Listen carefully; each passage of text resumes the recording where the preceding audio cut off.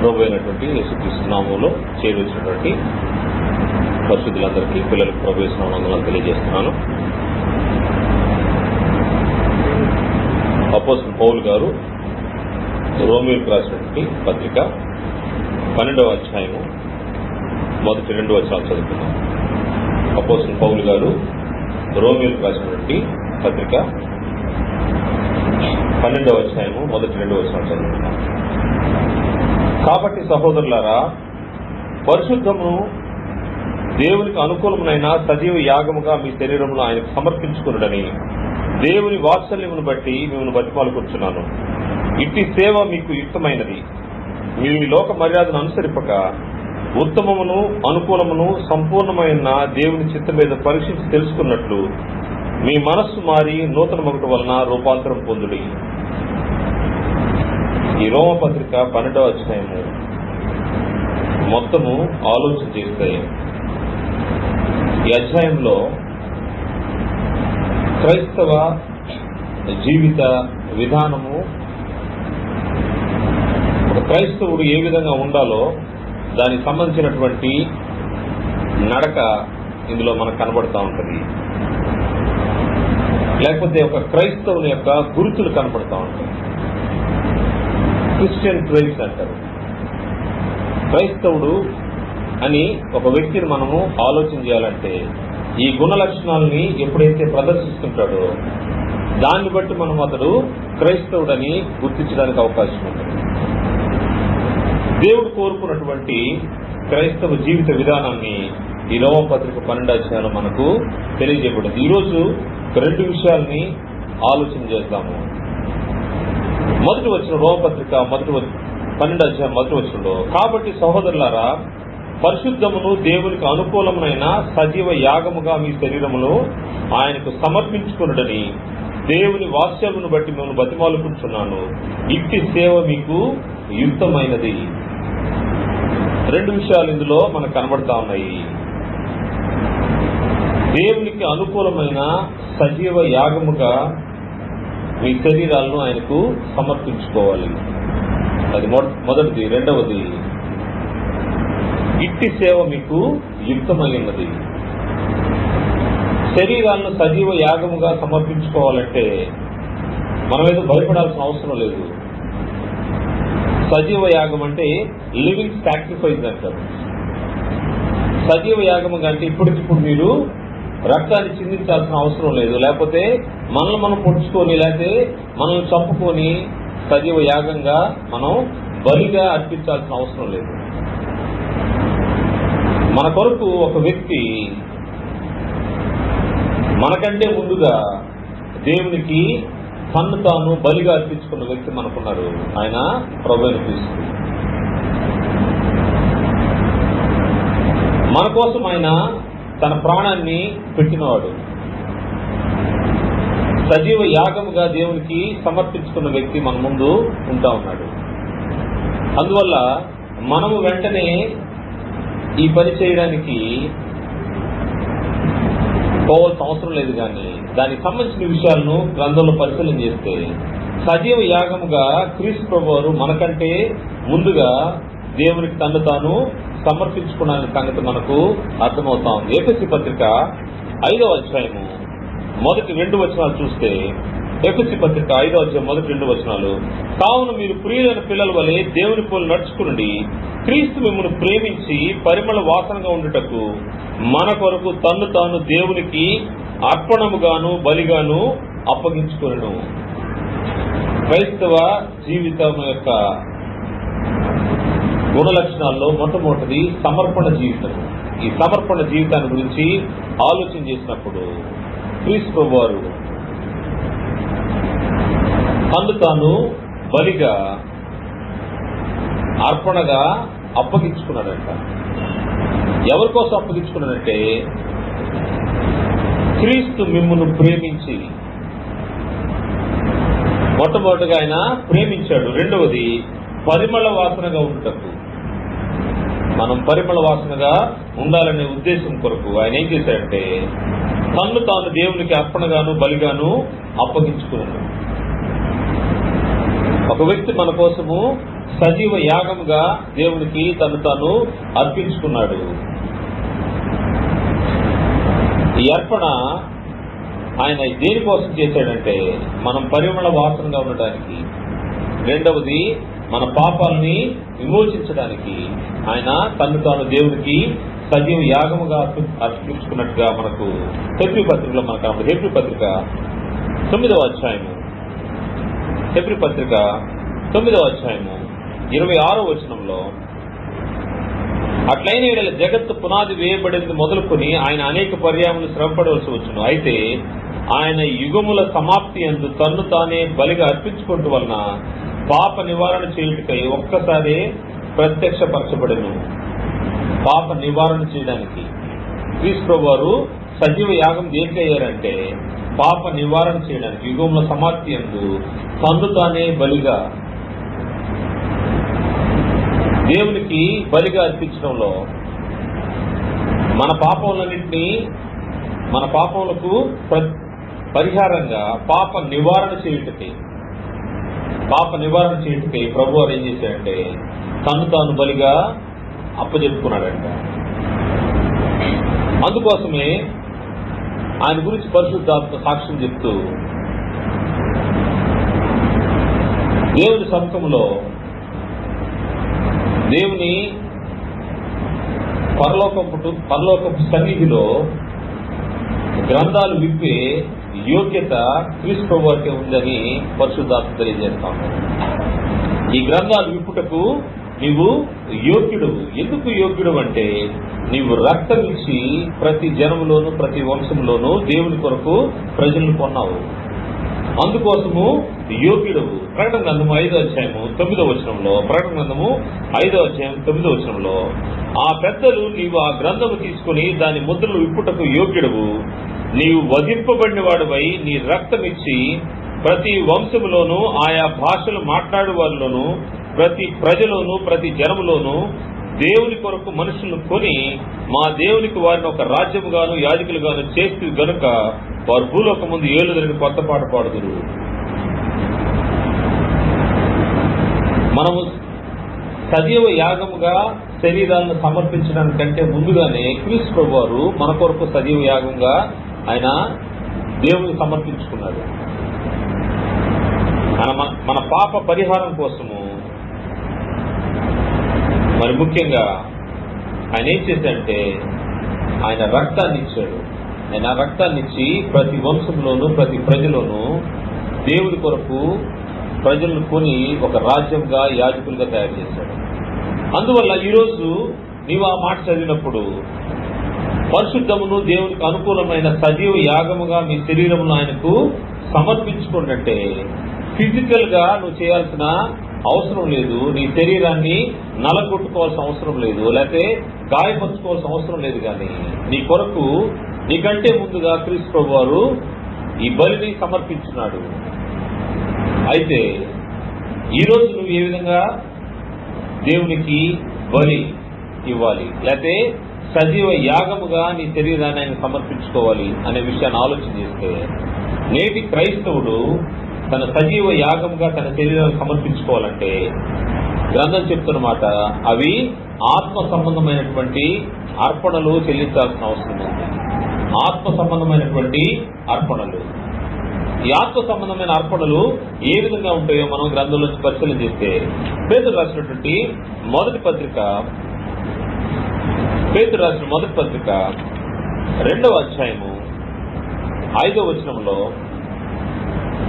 ఆత్మ సంబంధమైన అర్పణల గురించి అక్కడ తెలియజేయబడింది. యేసుక్రీస్తు ద్వారా దేవునికి అనుకూలములకు ఆత్మ సంబంధమైన బలులు అర్పించుటకు పరిశుద్ధ యాజకులుగా ఉండినట్లు మీరును సజీవమైన రాళ్ల బలి నుండి ఆత్మ సంబంధమైన మందిరముగా కట్టబడుతున్నారు.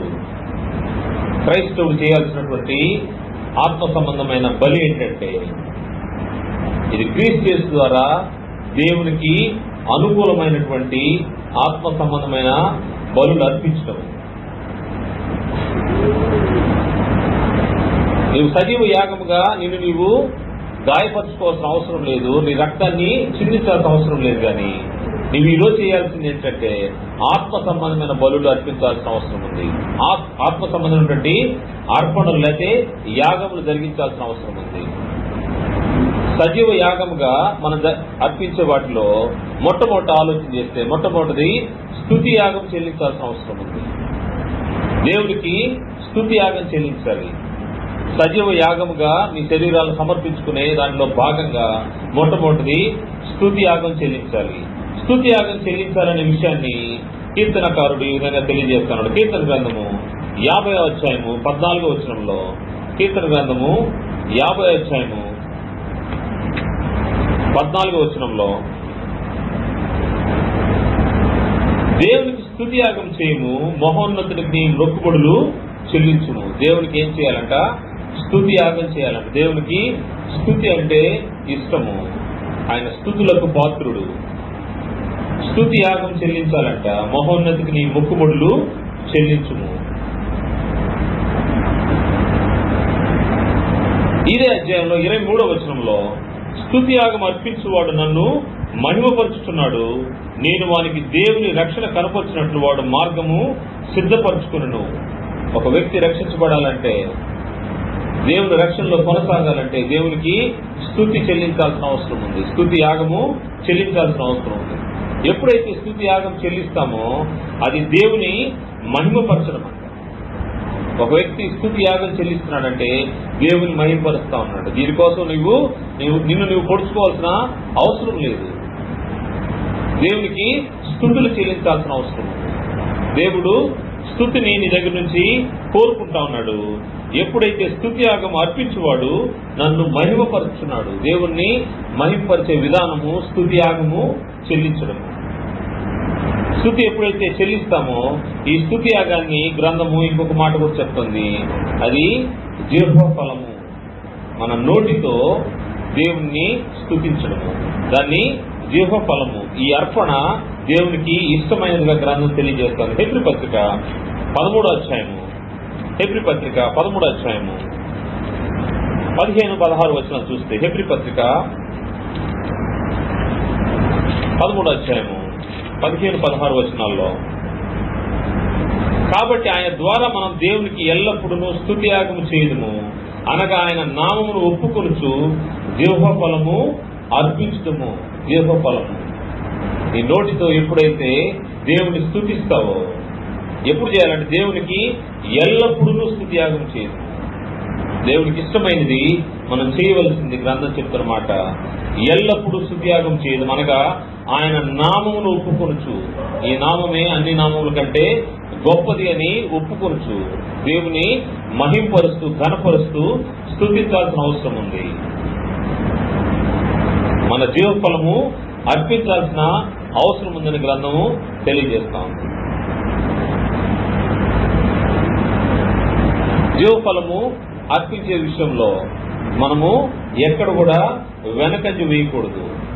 కారణం ఏంటంటే మనకు గ్రంథం ద్వారా క్రైస్తవులకి సజీవ యాగముగా దేవునికి సమర్పించుకోవాలని గ్రంథం తెలియజేసింది. దాన్ని బట్టి స్తుతి యాగము చాలా ముఖ్యమైనదిగా మొదటిగా ఉంటా ఉంది.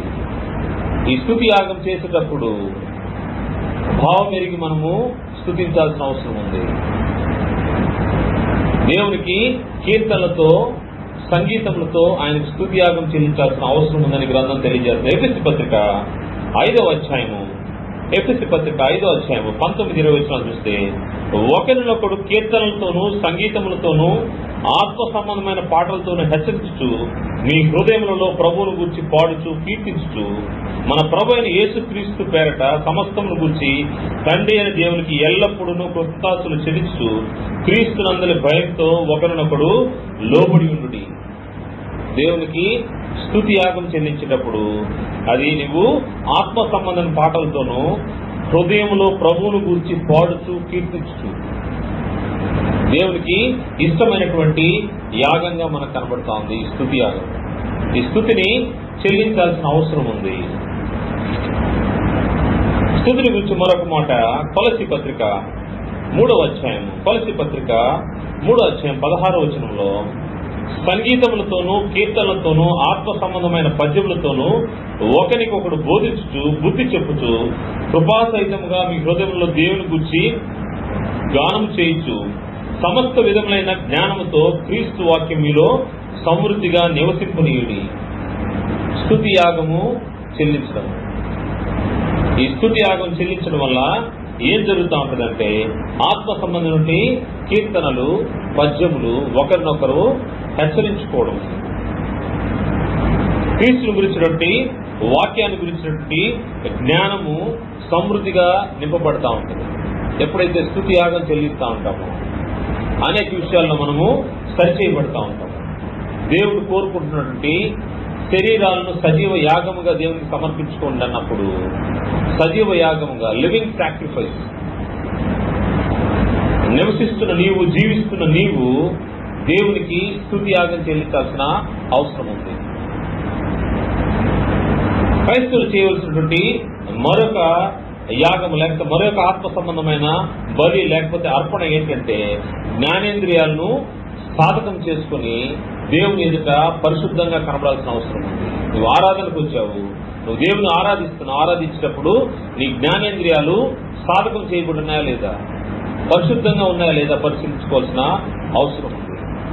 ఎప్పుడైతే సాధకం చేయబడిన జ్ఞానేంద్రియాలు కలిగి ఉంటారో వారే బలమైన ఆహారాన్ని తీసుకోగలిగే వారని గ్రంథం తెలియజేస్తాను. హెబ్రీ పత్రిక 5వ అధ్యాయము, హెబ్రీ పత్రిక 5వ అధ్యాయము 12వ వచనం చూస్తే, హెబ్రీ పత్రిక 5వ అధ్యాయం 12వ వచనం, కాలమును బట్టి చూస్తే మీరు బోధకులుగా ఉండాల్సిన వారైనగా దేవోక్తులలో మొదటి మూల పాఠం ఒకటి మీకు మరలా బోధింపవలసి వచ్చును. మీరు పాలు త్రాగవలసిన వారే గాని బలమైన ఆహారము తినగలవారు కారు. మరియు పాలు తాగు ప్రతివాడును శిశువే గనుక నీతి వాక్య విషయంలో అనుభవం లేనివాడై ఉన్నాడు. వయసు వచ్చిన వారు అభ్యాసం చేత మేలు కీడులను వివేచించుటకు సాధకము చేయబడిన జ్ఞానేంద్రము కలిగి ఉన్నారు గనక బలమైన ఆహారం వారికి తగును. ఈ సాధకం చేయబడిన జ్ఞానేంద్రియాలు కలిగిన వారు ఏం చేయగలిగారంటే వాళ్ళు అభ్యాసం చేత మేలు కీడులను వివేచించుటకు సాధన చేయబడిన జ్ఞానేంద్రియం కలిగిన వారు. ఏది మేలో ఏది కీడో యోచించగలిగేవారు సాధన చేయబడినటువంటి జ్ఞానేంద్రియం కలిగిన వారు. ఈ జ్ఞానేంద్రియాలను దేవునికి సాధకముగా వాడుకోవాల్సిన అవసరం ఉంది, పవిత్రంగా పరిశుద్ధంగా ఉంచుకోవాల్సిన అవసరం ఉంది.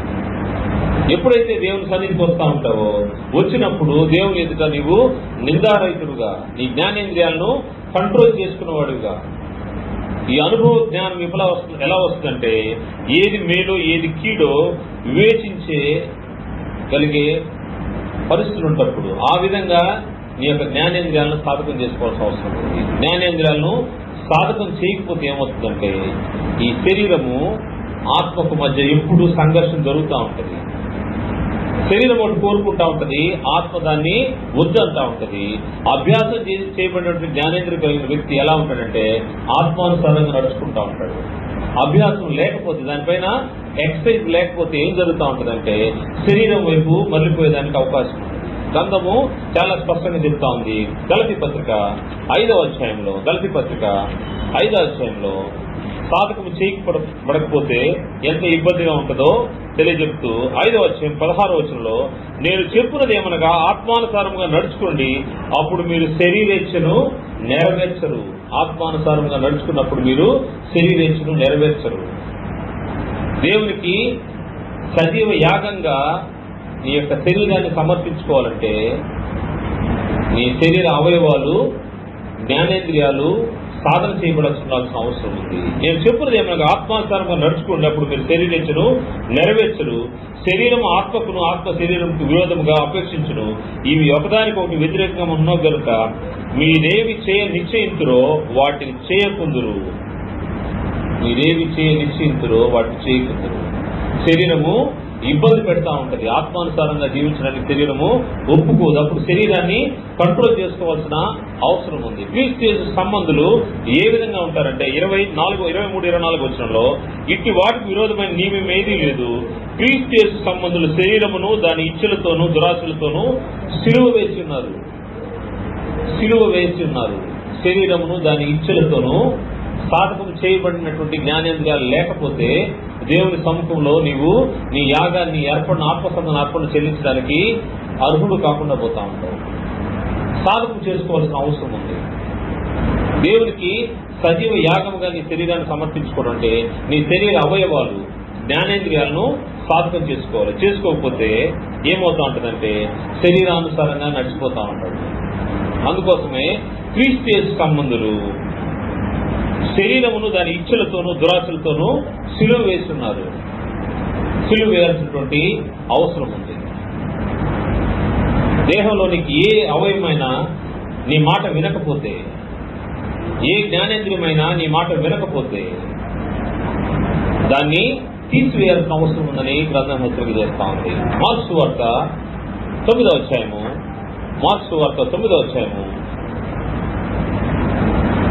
43వ వచనం చూస్తే, మార్క్స్ సువార్త 9వ అధ్యాయం 43వ వచనం నుండి, నీ చెయ్యి నిన్ను అభ్యంతరపరిచినలా దాన్ని నరికివేయము. నీవు 2 చేతులు కలిగి నరకంలోని ఆరని అగ్నిలోకి పోటు కంటే అంగహీనుడు వై జీవంలో ప్రవేశించడం మేలు. నీ పాదం నిన్ను అభ్యంతరపరిచినలా దాన్ని నరికివేయము. 2 పాదములు కలిగి నరకంలో పడవేయడం కంటే కుంటివాడివై నిత్య జీవంలో ప్రవేశించడం మేలు. నీ కన్ను నిన్ను అభ్యంతరపరిచినలా దాన్ని తీసి పారవేయము. 2 కన్నులు కలిగి నరకంలో పడవేయబట్టు కంటే ఒంటి కన్ను గలవాడివై దేవుని రాజ్యంలో ప్రవేశించుట మేలు. నీ చెయ్యి అభ్యంతరపరిచిందా? నీ కాలు అభ్యంతరపరిచిందా? నీ కన్ను అభ్యంతరపరిచిందా? ఏ జ్ఞానేంద్రియం నిన్ను అభ్యంతరపరుస్తా ఉందో, నీ చెయ్యి అభ్యంతరపరిస్తే దాన్ని నరికివేయమంటే ఫిజికల్ గా కట్ చేయమని కాదు దాని ఉద్దేశము. ఆ చెయ్యి ద్వారా నిన్ను అభ్యంతరపరుస్తూ తను జరిగిస్తున్నటువంటి పనుల్ని వదులుకోవాల్సిన అవసరం ఉంది, మానుకోవాల్సిన అవసరం ఉంది. దాని కొరకు సాధన చేయాల్సిన అవసరం ఉంది. జ్ఞానేంద్రియాలను సాధన చేయడం అంటే వాటిని పెరిగి బయటపడేయడం అని కాదు, కానీ వాటి ద్వారా జరిగే అభ్యంతరకరమైన వాటిని విడిచిపెట్టాల్సిన అవసరం ఉంది. ఎప్పుడైతే జ్ఞానేంద్రియాలను సాధన చేస్తామో నీ శరీరాన్ని దేవునికి సజీవ యాగంగా సమర్పించుకునే దానికి అవకాశం ఉంది. క్రైస్తవుడు ఆ విధంగా సజీవ యాగంగా తన యొక్క జ్ఞానేంద్రియాలను సాధన చేసి దేవుని ఎదురు కనపడాల్సిన అవసరం ఉంది. మరొక యాగం గురించి ఆలోచన చేస్తే పరిశుద్ధులు ఆత్మ సంబంధమైనటువంటి యాగం ఏంటంటే పరిశుద్ధులకు పరిచర్య. విశ్వాస విషయంలో దేవుని పని నిమిత్తము ప్రయాసపడే వారికి పరిచర్య జరిగించడం పరిశుద్ధుల విశ్వాస యాగం అంటారు. విశ్వాస యాగంలో సహాయం చేయడం, లేకపోతే వారికి తోడుగా ఉండడం. పరిశుద్ధులకు పరిచర్య జరిగించడం అనేది కూడా దేవుని ఎదుట నీకు దేవుడిచ్చినటువంటి తలాంతు, నీకు దేవుడిచ్చినటువంటి సమస్తాన్ని దేవుని కొరకు వెచ్చించడం, దేవుని కొరకు ఉపయోగించడం కూడా దేవునికి యాగంగా ఉందంట. ఫిలిప్పీ పత్రిక 2వ అధ్యాయము 7వ వచనంలో, ఫిలిప్పీ పత్రిక 2వ అధ్యాయం 7వ వచనంలో 17వ వచనము, మరియు మీ విశ్వాస యాగములోను దాని సంబంధమైన సేవలో నేను పానార్పణంగా పోయబడినను నేను ఆనందించి మీ అందరితో కూడా సంతోషిస్తున్న పౌలు గారు తెలియజేస్తాను. ఫిలిప్పీలకు మీ విశ్వాస యాగం విషయంలో, మీరు విశ్వాస సంబంధంగా ఎదిగే విషయంలో ఎలా ఉన్నాడంట, నేను పానార్పణంగా పోయబడినను, ఒకవేళ నా ప్రాణాన్ని ఇచ్చేదానికి కూడా నేను ఇష్టపడతా ఉన్నాను. ఎవరైతే అటువంటి మనసు కలిగి ఉంటారో, ఎవరైతే సంతోషంగా తన ప్రాణం సైతం ఇవ్వడానికి ఇష్టపడతా ఉంటారో, దేవుడు ఆ యాగాన్ని, ఆ అర్పణను దేవుడు గమనిస్తూ ఉంటాడు. దేవునికి ఇష్టమైన యాగంగా అవి కనపడతా ఉంటాయి.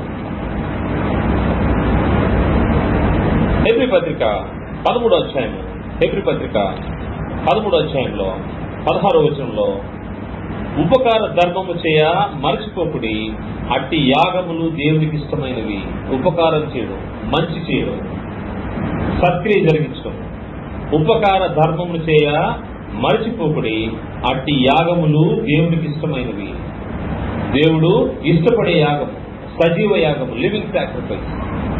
దేవునికి ఇష్టమైన యాగము ఉపకార ధర్మం జరిగించుకున్నాము. ఇదే అధ్యాయం మొదటి వచనంలో సహోదర ప్రేమ నిలవరంగా ఉండనీడి ఆతిథ్యము చేయ మరొకటి, దానివల్ల కొందరు ఎరుగకి దేవదూతలకు ఆతిథ్యము చేస్తుంది. దేవదూతలకు ఆతిథ్యం చేస్తారంట. ఉపకారం చేయడం, ఆతిథ్యం చేయడం అనేది దేవునికి ఇష్టమైన యాగము. మనం సమర్పించే యాగము ఉపకారం చేయడం, సత్క్రియ జరిగించుకున్నాం. ఎప్పుడైతే దేవునికి ఇష్టమైన యాగం జరిగిస్తామో అది దేవునికి మనోహరమైనటువంటి, దేవునికి ప్రీతికరమైన, ఇష్టమైన యాగంగా ఉంది.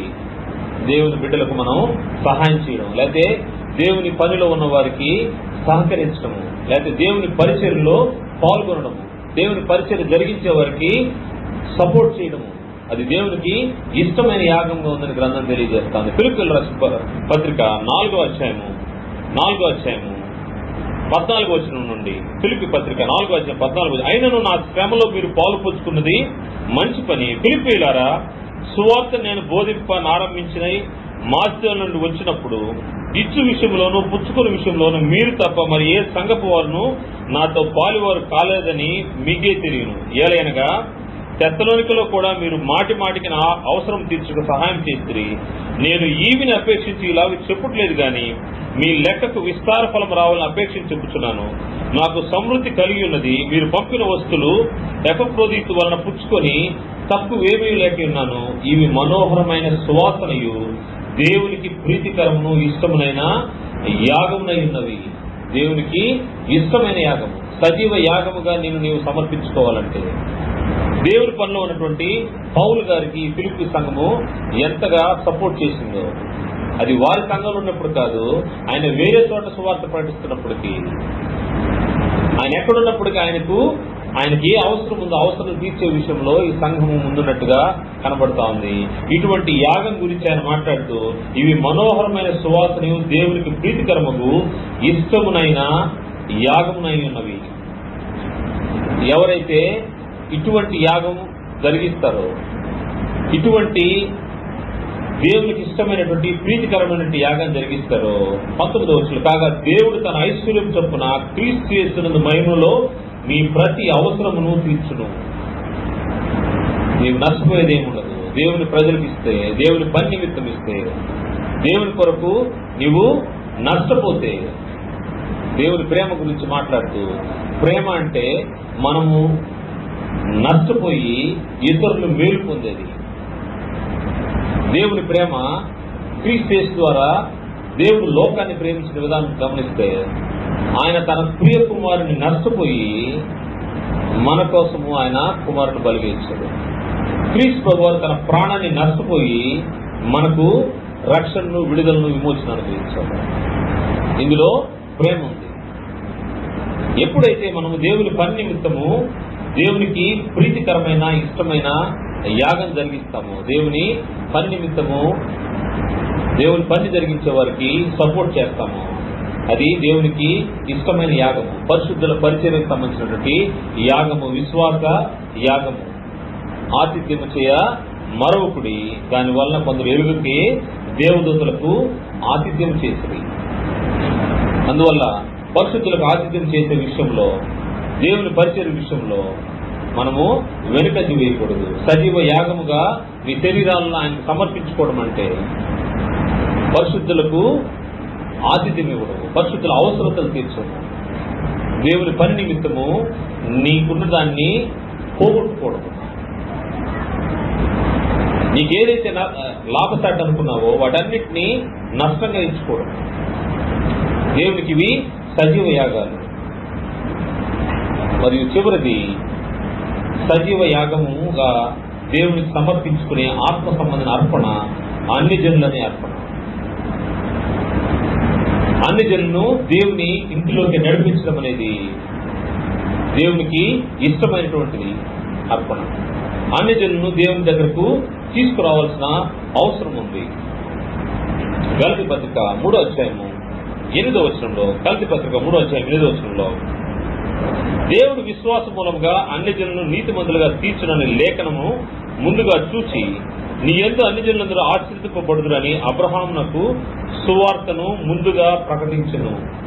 అన్ని జనులు దేవుని సంబంధులుగా వస్తారనే విషయాన్ని అబ్రహాముకి దేవుడు తెలియజేశాడు. నీ ద్వారా ఈ భూలోకంలో ఉండే జనులందరూ ఆశీర్వదించబడతారు నీ సంతతి ద్వారా. అబ్రహాం సువార్త ప్రకటించాడంట. ఆ సువార్త నేటి మనకు అన్ని జనులంటే మనకు ఇది నెరవేర్చబడింది. మన అన్ని జనులము మనం దేవుని సముఖానికి వచ్చాము.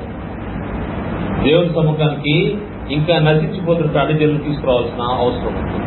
దేవునికి నువ్వు సమర్పించే యాగము అన్ని జనులని ఆత్మను దేవుని సముఖానికి తీసుకుని రావాలి. ఎన్ని ఆత్మలను నీవు రక్షించావు, ఎన్ని ఆత్మలు దేవుని సముఖానికి తీసుకురాగలిగావు. మీ శరీరాలను సజీవ యాగముగా సమర్పించుకుంటున్నప్పుడు ఇట్టి సేవ మీకు యుక్తమైనది. ఏం సేవ చేయాలి? ఆత్మ సంబంధం నుండి అర్పణలు దేవుని సముఖానికి తీసుకురావాల్సిన అవసరం ఉంది. మొట్టమొదటి స్తుతి యాగం చెల్లించాలి. రెండవది సాధకులు చేయబడిన జ్ఞానేంద్రియాలు కలిగి దేవుని సముఖంలో దేవునికి అర్పణలు అర్పించాలి. మూడవది పరిశుద్ధులకు పరిచర్య విశ్వాస యాగంలో సపోర్ట్ చేయాల్సిన సహకరించాల్సినటువంటి అవసరం ఉంది. అన్ని జనులని అర్పణను తీసుకుని రావాల్సినటువంటి అవసరం ఉంది. రెండవ వచనాన్ని చూద్దాం. రోమపత్రిక 12వ అధ్యాయం 1వ వచనాన్ని మనం ఇంతవరకు పరిశీలన చేశాము. కాబట్టి సహోదరులారా, పరిశుద్ధమును దేవునికి అనుకూలమైన సజీవ యాగంగా మీ శరీరం ఆయనకు సమర్పించుకోండి. దేవుని వాసనను బట్టి మనం బతిమాలుకుంటున్నాను. ఇట్టి సేవ మీకు యుక్తమైనది అనే విషయాన్ని మనము ఇంతవరకు పరిశీలన చేశాము. రెండవ వచనాన్ని చూద్దాము. రెండవ వచనంలోని ముఖ్య అంశాన్ని పరిశీలన చేద్దాము. మీరు ఈ లోక మర్యాదను అనుసరింపక ఉత్తమమును అనుకూలమును సంపూర్ణమైన దేవుని చిత్తం మీద పరీక్షించి తెలుసుకున్నట్లు మీ మనస్సు మారి నూతన ఒకటి వలన రూపాంతరం పొందుడి. ఈ వచనంలో క్రైస్తవుడు ఏ విధంగా ఉండాలని దేవుడు కోరుకున్నాడంటే, క్రైస్తవులు లోకమునకు వేరైన వారు. లోకానికి క్రైస్తవుడికి సంబంధం లేదు. వీరు పిలువబడినవారు, లోకం నుంచి పిలువబడినవారు. అందువల్ల లోకంతో సంబంధం నీకు అక్కర్లేదు. నువ్వు లోకం నుంచి ప్రత్యేకించబడి పిలువబడిన వాడివి. తిరిగి లోకంలోకి వెళ్ళడానికి వీలేదు. అందుకోసమే మీరు ఈ లోక మర్యాదను అనుసరింపక అనుసరింపకుండా ఉండాలంటే ఏం చేయాలంటే, ఉత్తమమును అనుకూలమును సంపూర్ణమైన దేవుని చిత్తం మీద పరీక్షించాల్సిన అవసరం ఉంది. లోకానికి వేరుగా ఉండాలంటే ఏది ఉత్తమమో ఏది అనుకూలమో సంపూర్ణమైన దేవుని చిత్తం ఏదో పరిశీలి తెలుసుకోవాలి. లోకానికి వేరుగా ఉండాలి. లోక స్నేహము దేవునితో వైరమని యాకోబు పత్రిక 4వ అధ్యాయము 4వ వచనంలో తెలియజేయబడింది. ఈ లోక స్నేహము దేవునితో వైరమని మీరు ఎరుగరా? కాబట్టి ఎవడు ఈ లోకంతో స్నేహం చేయగలనో వాడు దేవునికి శత్రువును. ఈ లోకంతో స్నేహం చేశామంటే దేవునికి శత్రువు అవుతా ఉంటా. ఈ లోక స్నేహము దేవునితో వైరము. అందువల్ల ఈ లోక మర్యాదను అనుసరింపక. గతంలో నీవు ఆ విధంగా ఉన్నావు, లోకానుసారంగా జీవిస్తా ఉన్నావు, లోకంతో కలిసి ఉన్నావు. ఎప్పుడైతే క్రీస్తు యేసు రక్తం వలన రక్షించబడ్డావో అప్పటి నుంచి నీవు క్రీస్తు యేసు సంబంధించి నీకు లోకంతో పని లేదు. లోకానికి వేరే జీవించాల్సిన అవసరం ఉంది. దాని గురించి ఈ లోక మర్యాదను అనుసరింపక లోకంతో పాటు కలిసిపోదామనే ఆలోచన క్రైస్తవుడికి ఉండకూడదు. నీవు ప్రత్యేకించబడిన వాడివి. ఎందుకంటే ఈ లోకంలో ఏముందనే విషయాన్ని ఈ గ్రంథం తెలియజేస్తా ఉందంటే, 1 యోహాను పత్రిక 2వ అధ్యాయము 15వ వచనం నుండి 1 యోహాను పత్రిక 2వ అధ్యాయం 15వ వచనం నుండి, ఈ లోకమునైనను లోకంలో ఉన్న వాటిని ప్రేమింపుకుడి. ఎవడైనను లోకమును ప్రేమించిన యెడల తండ్రి ప్రేమ వానిలో ఉండదు. ఈ లోకమునైనను లోకంలో ఉన్న వాటినైనను ప్రేమింపుకుడి. మనకు ఎక్కువ ఆకర్షణీయంగా ఉండే ఈ లోకంలో ఉండే విషయాలే, లోకంలో ఉండే వస్తువులే, లోకంలో ఉండే కనబడే మనకు ఎక్కువగా ఆకర్షణీయంగా కనబడతా ఉంటాయి. వాటిని ప్రేమించాలని మన మనసు ఉంటా ఉంటది. కానీ గ్రంథం అయితే చెప్తా ఉంది, క్రీస్తు సంబంధులకు ఈ లోకంనైనను లోకంలో ఉన్న వాటినైనా ప్రేమింపడి ఎవడైనా లోకమును ప్రేమించిన ఎడల తండ్రి ప్రేమ వాళ్ళలో ఉండదు. లోకంలో ఉన్నది ఏంటో లోకంలో ఉంది అనే విషయాన్ని గ్రంథం చెప్తూ, లోకంలో ఉన్నదంతయు అనగా శరీరాశయు, నేత్రాశయు, జీవపుడమును ఇవి తండ్రి వలన పుట్టినవి కావు. ఇవి తండ్రి వలన పుట్టినవి కావు. ఈ లోకాశ, నేత్రాశ, శరీరాశ, నేత్రాశ, జీవపుడము ఇవి లోకంలో ఉండేవి. ఇవి తండ్రి వలన పుట్టినవి కాదు. లోకమును దాని ఆశయు గతించిపోను గాని దేవుని చిత్తము జరిగించువాడు నిరంతరం నిలుచును. క్రైస్తవులు లోకమునకు వేరైన వారు అనే విషయాన్ని మనము ఆలోచన చేయాల్సిన అవసరం ఉంది. లోకం వాటితోటే, లోకంలో ఉన్న వాటిని ప్రేమించకూడదని గ్రంథం తెలియజేస్తా ఉంది. వాటిలో లోకంలో ఉండేంత శరీరాశ, నేత్రాశ, జీవపుడము ఈ మూడింటిని అపవాది క్రీస్తు ప్రభువు వారి పైన ప్రదర్శించాడు. క్రీస్తు ప్రభువు వారు బాప్తిసం తీసుకున్న తర్వాత ఆయన ఆత్మ ద్వారా అరణ్యంలో కొనుక్కోబడినప్పుడు 40 దినములు 40 రాత్రులు ప్రభువారు ఉపవాసం ఉన్నప్పుడు అపవాది శోధిస్తా ఉన్నాడు. ఈ మూడు చూపించి శోధించాడు. ఈ మూడిట్లో తను ఫెయిల్ అయిపోయాడు. క్రీస్తు ప్రభువారు మనకు మాదిరి. ఈ శరీరాశ, నేత్రాశ, జీవపుడంబాల్ని జయించిన ప్రభువారు మన ముందున్నారు. ఆయన ప్రతిదానికి వాక్యాన్నే కోట్ చేస్తూ అపవాదిని వెనక్కి నెట్టేశాడు. ఒకసారి దాన్ని మనం ఇంటికి వెళ్ళిన తర్వాత చదవండి. ఎప్పుడైతే వాక్యము నీ హృదయంలో ఉంటుందో, ఈ శరీరాశ, నేత్రాశ, జీవపుడంబాల్ని క్రీస్తు ప్రభువు ఏ విధంగా జయించాడో మనం కూడా అదే విధంగా జయించేదానికి అవకాశం ఉంటుంది. క్రైస్తవులు లోకానికి వేరైన వారు. వీరు లోక సంబంధులు కాదు అని గ్రంథము స్పష్టంగా తెలియజేస్తుంది. లోక సంబంధులు కాదు. క్రైస్తవులు ఎవరంటే లోక సంబంధులు కాదు.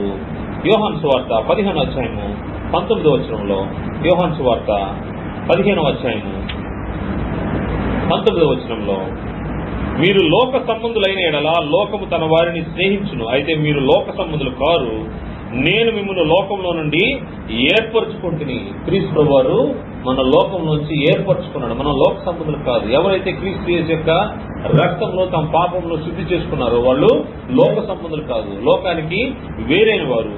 అయితే నేను మిమ్మల్ని లోకం నుండి ఏర్పరచుకుంటున్నాను, అందుచేతనే లోకం మిమ్మల్ని ద్వేషిస్తున్నది. ఒకవేళ లోకం మనల్ని ద్వేషిస్తుందేమో, తప్పకుండా ద్వేషిస్తుంది. ఎందుకంటే వారి క్రియల్లో మనం పాలు పొందాం కాబట్టి ద్వేషిస్తుంది.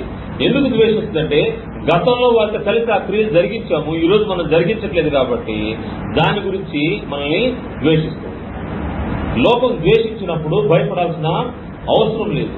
కారణం ఏంటంటే దేవుని ద్వారా మనము ఏర్పరచుకున్నబడవారు.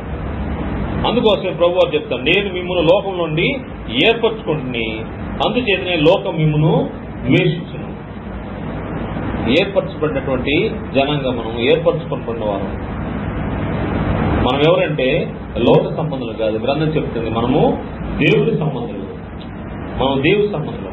యోహాను రాసిన మొదటి పత్రిక 4వ అధ్యాయం, యోహాను రాసినటువంటి మొదటి పత్రిక 4వ అధ్యాయము 4వ వచనం ఉంది. చిన్నపిల్లారా, మీరు దేవుని సంబంధులు, మీలో ఉన్నవాడు లోకంలో ఉన్నవాని కంటే గొప్పవాడు కనుక మీరు వారిని జయించి ఉన్నారు. క్రీస్తు ప్రభువారు జయించున్నాడు. మీలో ఉన్నవాడు లోకంలో ఉన్నవాని కంటే గొప్పవాడు కనుక మీరు వారిని జయించున్నారు. వారు లోక సంబంధులు కనుక లోక సంబంధులైనట్లు మాట్లాడుదురు, లోకం వారి మాట విన్ను. మనం దేవుని సంబంధులము, దేవుని ఎరిగిన వాడు మన మాట విన్ను, దేవుని సంబంధి కానివాడు మన మాట వినడు. ఇందువల్ల మనము సత్య స్వరూపమైన ఆత్మ ఏదో, బ్రహ్మపరచు ఆత్మ ఏదో తెలుసుకుంటున్నాము. ఎవరంటే నీవు దేవుని సంబంధివి, మీరు దేవుని సంబంధులు. మీలో ఉన్నవాడు లోకంలో ఉన్నవాడి కంటే గొప్పవాడు, అపవాది కంటే గొప్పవాడు. అపవాదిని జయించిన వాడు నీలో ఉన్నాడు. అందువల్ల మనము దేవుని సంబంధులు. దేవుని సంబంధులు ఎలా ఉండాలంటే లోకానికి వేరే వారు, లోకానికి సంబంధించిన వారు. ఎందుకు లోకాన్ని నుంచి వేరైన వారు దేవుని సంబంధులు ఎలా ఉంటారంటే వారిలో దేవుని యొక్క వాక్యం ఉంది. వారు వాక్యము అంగీకరించిన వారు కనుక వారు దేవుని సంబంధులని గ్రంథం తెలియజేస్తారు. యోహాను సువార్త 17వ అధ్యాయంలో ప్రభువారి ప్రార్థనలో దేవునికి ప్రార్థన చేస్తూ ఆయన చెప్తున్నటువంటి మాట, వీరు ఎవరు అని ఆలోచన చేస్తే ఎవరైతే వాక్యాన్ని అంగీకరించారో వారి గురించి మాట్లాడుతూ యోహాను సువార్త 17:14 వారికి నీ వాక్యం ఇచ్చున్నాను, నేను లోక సంబంధిని కానట్టు వారును లోక సంబంధులు కారు గనుక లోకం వారిని ద్వేషించును. లోకం ఎందుకు ద్వేషిస్తుందంటే క్రీస్తు ప్రభువు ఏ విధంగా లోక సంబంధి కాడో అదే విధంగా క్రీస్తు ప్రభువుని అనుసరించే వారు కూడా లోక సంబంధులు కారు. కారణము వారు వాక్యం ద్వారా నింపబడి ఉన్నారు. దేవుని యొక్క వాక్యం వారి హృదయాల్లో ఉంది కాబట్టి వారు లోక సంబంధులు కాదు, క్రీస్తు యేసు సంబంధులు. లోకానికి వేరుగా ఉండేవారు, ఈ లోక మర్యాదను అనుసరించినటువంటి వారు క్రీస్తు యేసు సంబంధులుగా మనకు గ్రంథంలో కనబడతా ఉన్నారు. అందుకే గ్రంథము ఒక మాట తెలియజేస్తుంది. ప్రభు వారి భూమి రోజులో ఆయన చెప్పిన మాట, మీరు దేవునికిని సిరికిని దాసులుగా ఉండనేరరు. ఉంటే లోకంలో ఉండాలి, లేకపోతే దేవుని పక్షంలో ఉండాలి. మీరు దేవునికి సిరికిని దాసులుగా ఉండనేరరు. మత్తయి సువార్త 6:24 ఎవడును ఇతర యజమానులకు దాసులుగా ఉండనేరడు, అతడు ఒకరిని ద్వేషించి ఒకరిని ప్రేమించును, లేదా ఒకరి పక్షముగా నుండి ఒకరిని తృణీకరించును. మీరు దేవునికిని సిరికిని దాసులుగా ఉండనేరరు. రెండు వైపులా ఉండాలనే ఆలోచన క్రైస్తవునికి తగదు. మీరు ఈ లోక మర్యాదను అనుసరింపక, ఈ లోక మర్యాద ఎట్టొస్తే అటు వెళ్ళగలిగే ఆలోచన లోకస్తులు జరిగిస్తూ ఉంటారు. ఏదైనా ఓకే అనే మనసు కలిగి ఉంటారు. అది మంచి అయినా చెడైనా దాని వెంట వెళ్ళడానికి వాళ్ళు ప్రయత్నం చేస్తూ ఉంటారు. మధ్యస్థంగా ఉండడానికి, నులివెచ్చని స్థితిలో ఉండడానికి కూడా ఇష్టపడతా ఉంటారు. అది కావాలా ఇది కావాలనే మనసు కలిగి ఉంటా ఉంటారు. అందుకోసమే ఈ లోక మర్యాదను అనుసరించద్దు. కారణము నీవు దేవునికి సిరికిని దాసుడిగా ఉండనేరు. మన పితరులతో దేవుడు మాట్లాడిన మాటలు ఆలోచన చేస్తే అన్ని జనులతో నీకు సహవాసం వద్దని గ్రంథంలో స్పష్టంగా తెలియజేశాడు. అన్యులతో నీకు సహవాసం వద్దు. ద్వితీయ దేశకాండము 7వ అధ్యాయము 1వ వచనం చూస్తే, ద్వితీయ దేశకాండము 7వ అధ్యాయము 1వ వచనం నుండి అన్యులతో సహవాసము వద్దు అనే విషయాన్ని ఆయన స్పష్టంగా తెలియజేశాడు.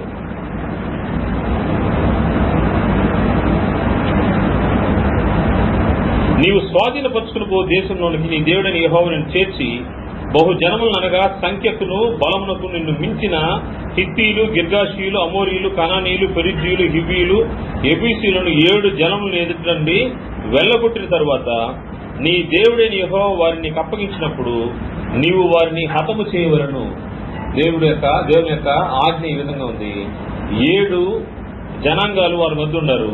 7 జనాంగాల్ని నీ ఎదుటి నుండి తరమగొట్టి ఆ దేశాన్ని మీకు స్వాధీనం చేసినప్పుడు నువ్వేం చేయాలంటే వారిని నిర్మూలన చేయమను. వారితో నిబంధన చేసుకోకూడదు, వారిని కరుణింపకూడదు. నిబంధన అంటే ఎటువంటి ఒప్పందము వారితో నీకు వద్దు, ఎటువంటి సహవాసం వద్దు. వీరందరినీ దేవుడు అన్ని జనులుగా పరిగణించాడు. వారితో ఎటువంటి సహవాసము వద్దని క్లియర్ గా తెలియజేశాడు. దాని తర్వాత ఆయన చెప్తున్నమాట, నీవు వారితో వీయమందకూడదు, వాని కుమారుని కుమార్తెని గీయకూడదు, నీ కుమారునికి వాని కుమార్తెను పుచ్చుకోకూడదు. నన్ను అనుసరించకుండా ఇతర దేవతలను పూజించినట్లు నీ కుమారుని వారు మళ్లించుదురు. అందును బట్టి యెహోవా కోపాగ్ని నీ మీద రగులుకొని ఆయన నిన్ను త్వరగా నశింపజేయను. కావున మీరు వారికి చేయవలసిందేమనగా వారి బలిపీఠములను పడదోసి వారికి విగ్రహములను పడగొట్టి వారి దేవతా స్తంభం నరికివేసి వారి ప్రతిమలను అగ్నితో కాల్చవలను. నీవు నీ దేవుడైన యెహోవాకు ప్రతిష్ఠిత జనము. నీ దేవుడైన యెహోవా భూమి మీద ఉన్న సమస్త జనముల కంటే నిన్ను ఎక్కువగా ఎంచి నిన్ను తనకు స్వకీయ జనముగా ఏర్పరచుకును. మీరు సర్వ జనముల కంటే విస్తార జనముని యెహోవాను ప్రేమించి మీరు ఏర్పరచుకోలేదు. సమస్త జనముల కంటే మీరు లెక్కకు తక్కువే కదా. నీవేదో గొప్ప అని నిన్ను దేవుడు నీ ప్రజగా ఏర్పరచుకోలేదు. నీవు లెక్కకు తక్కువే. నీకంటే బలమైన వారు 7 జాతులు 7 జనాంగాలు అక్కడ ఎదురుగా ఉంటే కూడా వారందరూ నీకంటే బలిష్టమైన వారిని కూడా వారిని తుడిచివేసి నీకు ఆ స్థలాన్ని అప్పచెప్పాను. నీవు వారితో ఎటువంటి సహవాసము చేయకూడదు. వారితో అన్యులు వారితో సహవాసం చేయకూడదు. వారితో సహవాసం చేశావంటే నువ్వు నష్టపోతావని దేవుడు హెచ్చరించాడు. ఈ లోక మర్యాదను అనుసరింపక అనే విషయాన్ని మన పితరులతో కూడా దేవుడు ఎంతో స్పష్టంగా మాట్లాడినట్టుగా మనకు కనబడతా ఉంది. వారు దాన్ని మీరినప్పుడు కీర్తనకారుడు తెలియజేస్తున్నమాట 106వ కీర్తన, అన్ని జనులతో సహవాసం చేసి వారు విగ్రహాలకి పూజించారంట. దాని ప్రతిఫలాన్ని వారు పొందుకున్నారు. 106వ కీర్తన 106వ కీర్తన 34 106వ కీర్తన 34 వచనం చూస్తాము. 34 యెహోవా వారికి ఆజ్ఞాపించినట్లు వారు అన్య జనులను నాశనం చేయకపోయి. మనం ఇప్పుడే చూసాము, వారందరినీ నాశనం చేయమన్నాడు, వారి విగ్రహాలని వారి బలిపీఠాలను కూల్చివేయమన్నాడు. కానీ చేయని దాన్ని బట్టి యెహోవా వారికి ఆజ్ఞాపించినట్లు వారు అన్య జనులను నాశనం చేయకపోయి అన్య జనులతో సహవాసం చేరి వారి క్రియలు నేర్చుకుని వారి విగ్రహములకు పూజ చేసి అవి వారికి ఊయాయును. అవి వీరికి నాశనాన్ని తీసుకొచ్చినాయి. ఈ లోకంతో కలిసి మనం జీవిస్తే మనకు వచ్చే ప్రతిఫలం ఏంటంటే అవి మనకు ఉరికొయ్యగా ఉంటాయి. ఇశ్రాయేలు జరిగినటువంటి దాన్ని వారి విగ్రహములకు పూజ చేసి అవి వారికి ఉరి ఆయను. ఏదైతే దేవుడు వద్దని చెప్పాడో దాన్ని జరిగించిన దాన్ని బట్టి, వారు విగ్రహాలకు పూజ చేసిన దాన్ని బట్టి వారికి అవే ప్రాణహాని కలిగించే విధంగా ఆ కార్యక్రమాలు జరిగినాయి. అందుకోసమే లోకానికి వేరుగా ఉండాల్సిన అవసరం ఉంది. హెజ్కేలు గ్రంథంలో కూడా ప్రవక్త హెజ్కేలు తెలియజేస్తున్న మాట, నీవు అన్ని జనులతో ఏం చేసావంటే వ్యభిచారం చేసావని చెప్పి అక్కడ గ్రంథం తెలియజేస్తుంది. హెజ్కేలు గ్రంథము 23వ అధ్యాయము,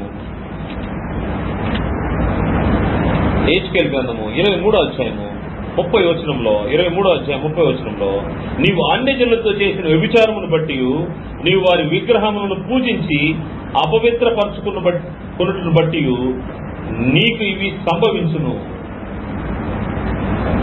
దేవుడు వారిపైకి ఉగ్ర తీసుకుని వచ్చి వారిని చెరలోనికి పంపించే పరిస్థితి. ఎప్పుడైతే దేవుడి మాట వినలేదో, విగ్రహాలను పూజించి వ్యభిచరించి వారు దేవుని మాటకు వ్యతిరేకంగా వెళ్ళిపోయారు. దానికి కారణం అన్ని జనులతో సహవాసం, అన్ని జనులతో సాంగత్యం. మనకు తెలుసు, మోయాబు ప్రాంతంతో ఇశ్రాయేలీయులు వ్యభిచారం చేసిన దాన్ని బట్టి ఒక్క దినానే 24,000 మంది తెగులు చేత కూలిన సంఘటన సంఖ్యాకాండంలో మనకు కనబడు. సంఖ్యాకాండము 25వ అధ్యాయము 1 నుంచి 3 వరకు మరియు 8, 9 వచనాల్లో ఈ యొక్క సమాచారం మనకు కనబడుతుంది. ఒక్క దినానే 24,000 మంది తెగులు చేత కూలారు. కారణము లోకంతో సాంగత్యం వద్దు, ఈ లోక మర్యాదను అనుసరించొద్దని చెప్పిన దాన్ని బట్టి వారు దాన్ని దాన్ని బట్టి ఆ విధంగా జరిగింది. నేను క్రైస్తవుడుగా, క్రీస్తు సంబంధిగా ఈ లోక మర్యాదను అనుసరించకుండా ఉండాలని గ్రంథం హెచ్చరిక చేస్తా ఉంది. అందుకోసమే ఆయన తెలియజేస్తూ కొరింథీయులకు రాసినటువంటి 2వ పత్రిక 5వ అధ్యాయం 14వ వచనంలో, మీరు అవిశ్వాసులతో జోడుగా ఉండకడి, నీతికి దుర్నీతితో ఏమి సాంగత్యము, వెలుగులకు చీకటితో ఏమి పొత్తు, క్రీస్తునకు బెలియాలతో ఏమి సంబంధము, అవిశ్వాసతో విశ్వాసకి పాలెక్కడిది, దేవుని ఆలయమునకు విగ్రహములతో ఏమి పొందిక, మనము జీవము గల దేవుని ఆలయం ఉన్నాము. నీవు సజీవ యాగంగా నీ శరీరము దేవుని ఆలయమని ఎరిగితే, మనము జీవము గల దేవుని ఆలయం ఉన్నాము. అందుకు దేవుడు ఇలాగ సెలవిస్తున్నాడు, నేను వారిలో నివసించి సంచరించును. ఈ దేవుని ఆలయము, ఈ శరీరమైన ఆలయము పరిశుద్ధంగా లేకపోతే దేవుడు సంచరించడానికి వీలు లేని పరిస్థితులు ఉంటుంది. నేను వారిలో నివసించి సంచరించును, నేను వారికి దేవుని అయ్యుందును, వారు నాకు ప్రజలు అయ్యుందురు. కావున మీరు వారి మధ్య నుండి బయలువెడలి ప్రత్యేకంగా ఉండి అపవిత్రమైన దాన్ని ముట్టకడని ప్రభు చెప్తున్నాడు. మరియు నేను మిమ్మల్ని చేర్చుకుందును, మీకు తండ్రిని అయ్యుందును, మీరు నా కుమారులను కుమార్తెలను అయ్యుందుని సర్వశక్తి గల ప్రభు చెప్తున్నాడు. అవిశ్వాసతో విశ్వాసికి జోడు లేదంట. నీతికి దుర్నీతితో సాంగత్యం లేదు, వెలుగునకు చీకటితో పొత్తు లేదు, లోకంతో విశ్వాసికి సంబంధం లేదు. ఈ లోక మర్యాదను అనుసరింపక దేవునికి ఉత్తమమును అనుకూలమైనటువంటి యాగాన్ని నీవు సమర్పించాల్సిన అవసరం ఉంది. దేవుని యొక్క సంపూర్ణమైన చిత్తము, దేవుని యొక్క సంపూర్ణమైన చిత్తాన్ని ఎరిగి దాన్ని తగినట్టుగా ప్రవర్తించాల్సిన అవసరం ఉంది. దేవుని చిత్తం ఏంటంటే ఈ లోకానికి వేరే ఉండు, ఈ లోకంతో నీకు పొత్తు లేదు, నీకు పోలు లేదు వారితో అన్నప్పుడు దానికి తగినట్టుగా ఉండాల్సిన అవసరం ఉంది. దానికి దృష్టాంతాలుగా ఇశ్రాయేలు అనుభవించినటువంటి పరిస్థితులు మనం గమనించాం. ఎప్పుడైతే దేవుని మాటకు కట్టుబడకుండా వారు అన్యులతో సహవాసం చేశారో, సాంగత్యం చేశారో, దాన్ని బట్టి వారు ఊరిని కొని తెచ్చుకున్నారంట. ఈరోజు దేవునికి ఇష్టడుగా నువ్వు జీవించాలంటే, దేవుని చిత్తాన్ని ఎరిగి జీవించాలంటే నీవు ఏం చేయాలంటే ఈ లోక మర్యాదను అనుసరించుకుంటుండాల్సిన అవసరం ఉంది. క్రైస్తవుని యొక్క 2 విషయాలు ఈరోజు రోమపత్రిక 12వ అధ్యాయం 1వ వచనం 2వ వచనం మనం పరిశీలన చేశాము. క్రైస్తవుడు సమర్పణ జీవితం కలిగి ఉండాలి. తన శరీరాన్ని సజీవ యాగంగా దేవునికి సమర్పించుకోవాలనే విషయాన్ని. రెండవది, క్రైస్తవుడు లోకానికి దూరంగా వేరే జీవించాలి, లోక మర్యాదను అనుసరించకూడదనే విషయాన్ని పరిశీలన చేశాము. ఈ యొక్క రోమపత్రిక 12వ అధ్యాయంలో అనేక విషయాలు ఉన్నాయి. దేవుని చిత్తమైతే మరొక మిగతా విషయాలను కూడా పరిశీలన చేద్దాము. అందరికీ వందనాలు.